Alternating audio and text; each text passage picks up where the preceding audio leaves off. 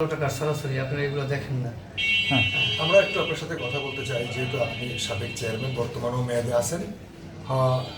আপনি একটু আমাদেরকে জানান যে আপনার বর্তমান যে চেয়ারম্যান হয়েছে সালাম মির্জা, এই সালাম মির্জার এত টাকার উৎস কোথায়, এবং তিনি একজন দুর্নীতিবাজ, তার ছেলে, এবং একটা সংবাদ আমরা পেয়েছি। এই বিষয়ে আপনি যেহেতু ওই এলাকার সাবেক চেয়ারম্যান, আপনার কি তথ্য জানা আছে, আপনি আমাদেরকে একটু জানান। আচ্ছা, প্রথমে আমি স্বাভাবিকভাবে সাধারণ মানুষ যেটা জানে, যেটা আমরা সকলে জানি, আমি সেখান থেকে শুরু করি। সেটা হচ্ছে কি যে সে ছিল আমি যখন 2002 সালে চেয়ারম্যান হয়েছি, তখন সে আমার পরিষদের মেম্বার ছিল, এবং মেম্বার থাকা অবস্থায় সে ঠিকভাবে তার পরিবার চালাইতে পারত না। অনেক সময় আমার ব্যক্তিগতভাবেও অনেক সাহায্য সহযোগিতা এবং ইউনিয়ন পরিষদ থেকেও সাহায্য সহযোগিতা করা লাগছে, এই জন্য যে তার ছেলে সাইফুজ্জামান ছিল তখন ইঞ্জিনিয়ারিং পড়ে ঢাকাতে। তো তারপরে যেভাবেই হোক, তার ছেলে যখন ইঞ্জিনিয়ারিং পরীক্ষা দেবে, তখন ফর্ম ফিল আপের টাকাটাও আমার দেওয়া। তো এবং আমার ইউনিয়ন পরিষদে যখন মেম্বার ছিল, তখন সে একটা রিলিফ চুরির কেলেঙ্কারিতে বাজছিল, আর্মিরা তারা খোঁজ দিয়েছিল। তখন যেভাবেই হোক সেখানে সে গিল্টি হয়েছিল, পরে সেখান থেকে উত্তরণ হয়েছে।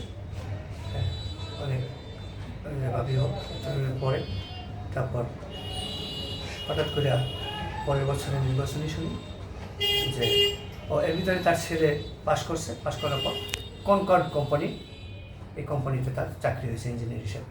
তো একটা কনকর্ড কোম্পানির চাকরি হইলে তখন তার আর বেতন কতই 30-40 হাজার, হাইয়েস্ট 50,000 টাকা দিয়ে সহ। তো তখনই তার ইউনিয়নে এসে দেখি যে তার ব্রিক ফিল্ডেছে, তার বাবা নির্বাচন করবে, এবং মাছের ঘের, গরুর খামার ইত্যাদি ইত্যাদি টাকার সরাসরি। তখন আমাদের সন্দেহ হয়েছে যে এত টাকা একটা ইঞ্জিনিয়ার চাকরি করলে প্রাইভেট ফার্মে এত টাকা কীভাবে করে। যেভাবে হোক নির্বাচন করলো, এবং ওই নির্বাচনে সে টাকা দিয়েই হয়ে গেল। তো টাকার সরাসরি সে কালো টাকার সরাসরি, কারণ একটা ইঞ্জিনিয়ার চাকরি করে প্রাথমিক পর্যায়ে এত টাকা হওয়ার কথা। টাকা দিয়ে প্রথমবারে চেয়ারম্যান হইল, বা যাই হোক দ্বিতীয়বারে চেয়ারম্যান হয়ে কোনো কাজকর্ম করে নাই। পরে আমার সাথে আবার দ্বিতীয়বারে হারিয়ে গেল। তখনও সে টাকা পয়সা বেরিয়েছিল, কিন্তু মানুষ তাকে অত বিশ্বাস করে নাই, আর টাকা পয়সা হয়তো অত বেশি লাভবানি ছিল না।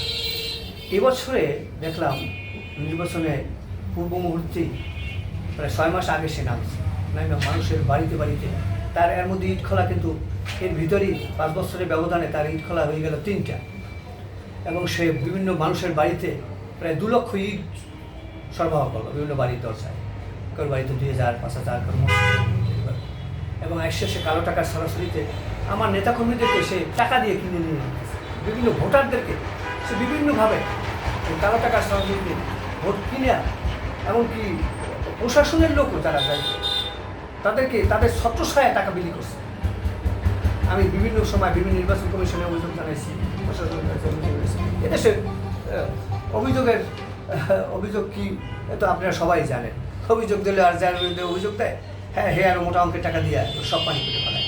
এইভাবে একটা নির্বাচন, ইন্ডিয়ান নির্বাচনে যেখানে আমাদের সরকারিভাবে ঘোষণা 5 লক্ষ টাকার বেশি খরচ করতে পারবো না, সেখানে নাহলে 50 লক্ষ টাকা, সেখানে কি 5 কোটি, 10 কোটি, 20 কোটি টাকা খরচ করতে পারে।